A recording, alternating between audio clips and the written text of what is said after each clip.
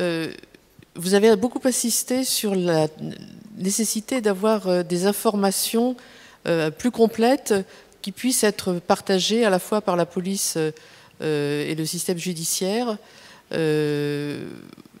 Dans votre exposé, Madame Kensey, Monsieur Choquet, vous l'avez également dit, du côté des affaires sociales, on pourrait dire, et de tout ce qui concerne l'environnement social qui pourrait être inscrit dans ces soit des documents. Est-ce que c'est un travail d'information qui doit être transmis de façon systématique à l'aide de croisements de fichiers? J'ai oublié de me présenter, je suis ancien administrateur de l'INSEE, par ailleurs, et présidente d'honneur de la Société française de l'évaluation.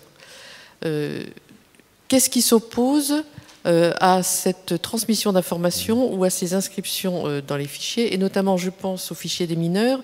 Qu'est-ce qui fait... Alors, bien entendu, s'agissant de mineurs, le fichier s'arrête à 18 ans. Mais qu'est-ce qui empêche dans cette... Quelles sont les difficultés pour pouvoir continuer à suivre des cohortes? Notamment, si j'ai bien lu votre texte, il s'agit de cohortes d'une sélection, il ne s'agit pas de la totalité de la population, mais d'une sélection des gens qui sont nés entre le 1er et le 15 octobre, et donc qui pourraient être suivis par des panels démographiques plus généraux par la suite. Merci beaucoup. Alors, Luc-Henri Choquet, oui, va répondre déjà à la question. Alors, et on va passer. En réalité, la question que vous posez, c'est une question qui a été posée il y a quelques années au ministère. Et d'ores et déjà, il est prévu, parmi les projets qui sont soutenus par la sous-direction de la statistique, d'étendre la durée d'observation dans le panel des mineurs à la majorité. Bon, ce qui serait un résultat très important, enfin, ce qui permettrait d'obtenir des résultats très importants, notamment concernant les jeunes majeurs, qui sont une préoccupation. Donc ça, c'est le premier point. Après, on pourrait souhaiter qu'un certain nombre de variables qui sont finalement peu instruites, et qui sont les variables, des variables sociodémographiques, le soient plus, mais ça c'est difficile. C'est vrai que dans un premier temps, ce sont les variables judiciaires qui sont bien remplies, plus que les variables sociales. Mais il reste qu'on peut arriver aujourd'hui, parce que les travaux de la statistique et des sciences sociales ont quand même été considérables sur ces 20 dernières années, on peut aujourd'hui, rien qu'avec un indicateur comme l'adresse, finalement, avec une probabilité suffisante, avoir des renseignements sur des caractéristiques sociales de la personne. Et donc, on peut commencer à travailler en ce sens-là pour introduire justement, essayer de comprendre ce qui relève des parts, si on peut dire, personnelles, et ce qui relève des parts sociales dans l'itinéraire du mineur. Ali Kensey. Juste un petit mot. Moi, la multiplication des fichiers me font peur. Et les croisements de fichiers aussi me font peur. Donc, moi, je pensais plutôt à avoir des éléments, évidemment, à chaque stade du processus, puisqu'on voit bien qu'on a une sélection des personnes et qu'à chaque stade, une sélection nouvelle. Donc, évidemment, prendre en compte beaucoup de variables. Et puis, dans l'étude de la récidive, surtout, je pensais à avoir d'autres variables, notamment par des entretiens, mais pas forcément dans des fichiers. Oh, vous vouliez, on va vous repasser le micro, vous vouliez juste ajouter un mot pour faire la question, je pense, je vous vois réagir. Oui, j'ai parlé de fichiers pour l'étude de M. Choquet, mais en ce qui vous concerne, j'ai bien compris que c'était plutôt des transmissions d'informations à des niveaux plus individuels. Je reprends d'ailleurs ce que disaient les orateurs précédents sur la question de la connaissance alors cette fois-là, de l'évaluation individuelle pour le suivi de la procédure et le choix, finalement, de la destinée du parcours de la personne, ce qui est une autre question. Merci. Merci pour votre question. On va revenir vers le jury. On va prendre en bloc les questions que vous aviez sélectionnées. Merci. David Germatz, procureur de la République, Narbonne. Madame Kensey, le jury dispose de votre contribution écrite qui va au-delà de la relation orale que vous nous en avez faite compte tenu du temps qui vous était imparti.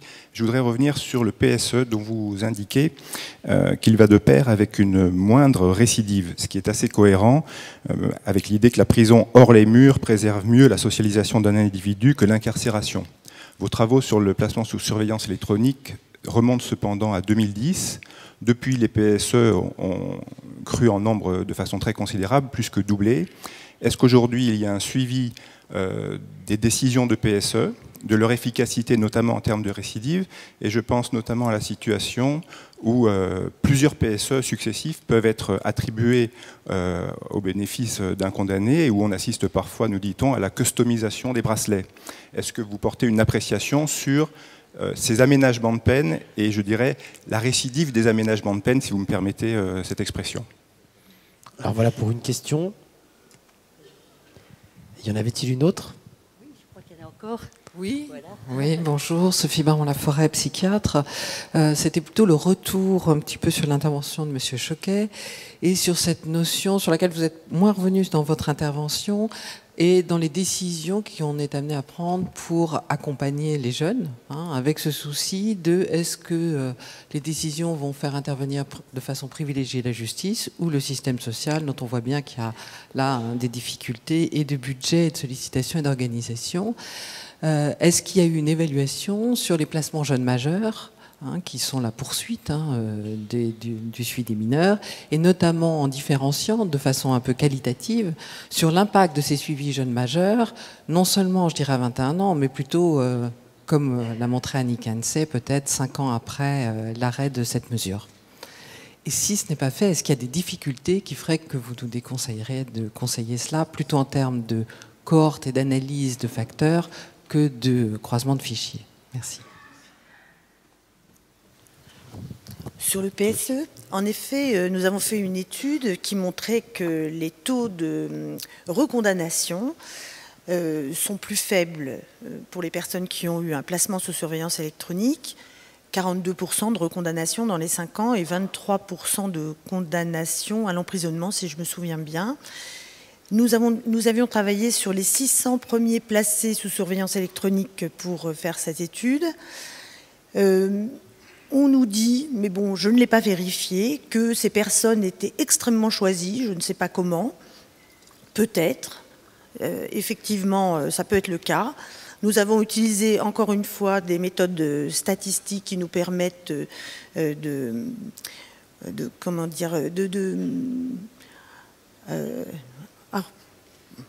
d'éviter les biais de sélection, mais pas tous, hein, comme je l'ai dit tout à l'heure. Évidemment, on n'a jamais tous les biais de sélection. Et je ne peux pas vous dire si actuellement, avec le nombre de PSE qui a augmenté, on n'a pas de nouvelles évaluations depuis ce travail-là. Donc voilà. Et puis pour la customisation, je ne sais pas ce que ça veut dire, je suis désolée. La customisation des bracelets, les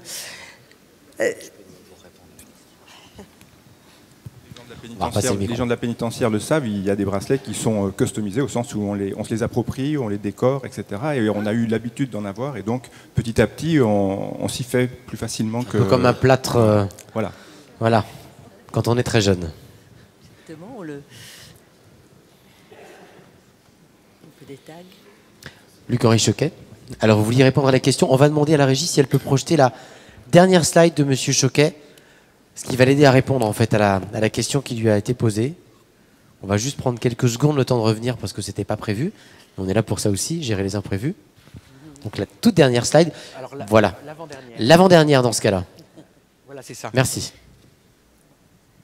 Voilà, donc là vous avez les chiffres dans le tableau qui correspondent en fait aux jeunes majeurs pris en charge.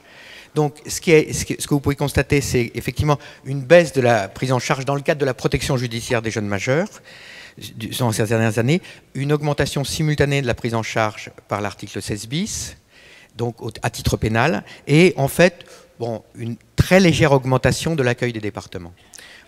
Il n'y a pas eu, à l'exception du fait que la protection judiciaire de la jeunesse, après la circulaire qui a été publiée en 2005, a fait un état des lieux de la prise en charge des jeunes majeurs et a conduit une enquête nationale sur les caractéristiques de ces jeunes majeurs, leurs problématiques et les modalités de leur prise en charge.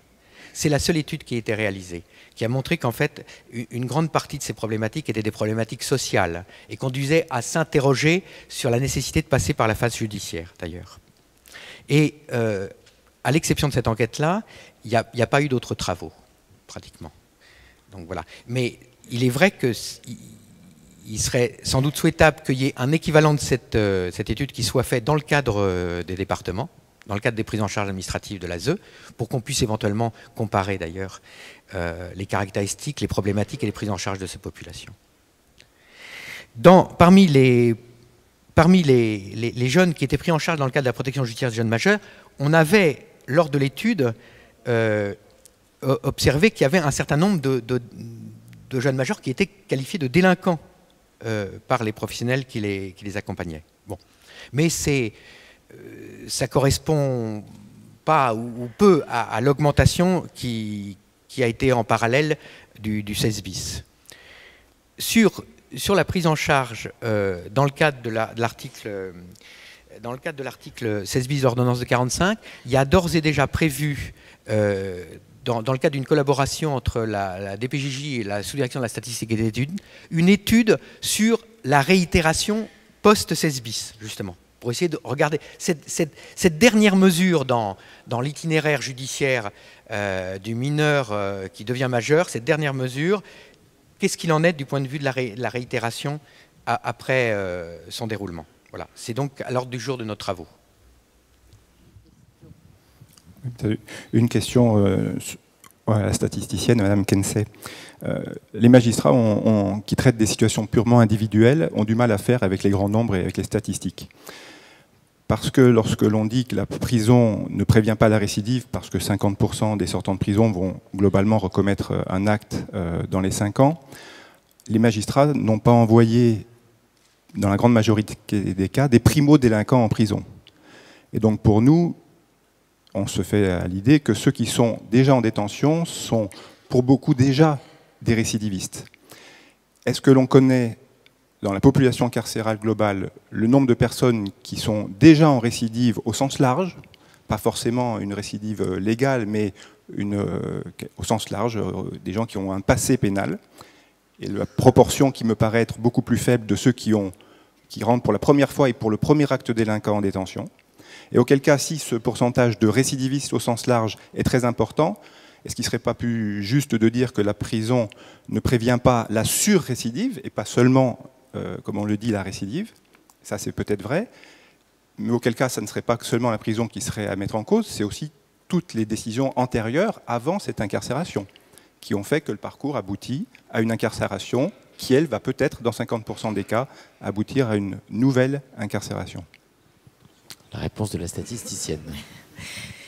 Oui, tout à fait. Enfin, je ne connais pas la proportion de récidivistes parmi les personnes qui sont incarcérées, mais ce qu'on montre dans l'étude, justement, c'est que plus les personnes ont des condamnations antérieures, plus les taux de récidive sont élevés. Et on dit, c'est vrai communément que la prison produit de la récidive, mais en fait, c'est la récidive qui alimente la prison. C'est plutôt comme ça que je vois les choses, d'après les données que l'on a.